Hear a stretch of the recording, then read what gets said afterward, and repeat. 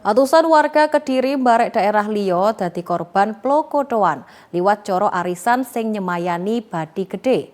Atusan korban iki nek diijir toroke isok nyampe 5 miliar rupiah.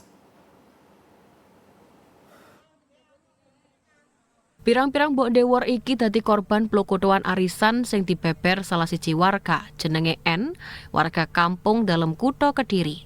R, salah siji mbok dewor sing dadi korban jelentrekno.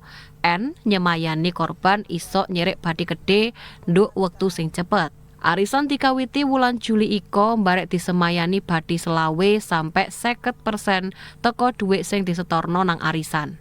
Korban gak curiga pola nduk kait arisan pirang-pirang anggota nampa Badi podo barek sing disemayani. Dilalah mancik wulan sakmarine dhuwit Badi sing disemayani nyandet. Ono kira-kira 350-an uwong sing wis dadi korban. Asale gak teko Kediri tok, tapi yo ono sing teko Surabaya sampai teko Yogya. Nek diijir teko kabeh korban, toroke isok sampai 5 miliar rupiah. Para korban wis ngrepotno kedadian iki nang Polda Jawa Timur. Perkara iki isok dadi contoh gawe riko kabeh cekne tetep waspada barek investasi sing iming-iminge cepet nampa Badi Gede. Ahli keuangan wis bolak-balik negesno nek model investasi koyo ngene akeh-akeh niate mlokoto barek ngarakno akeh wong torok. Benny Kurniawan, JTV.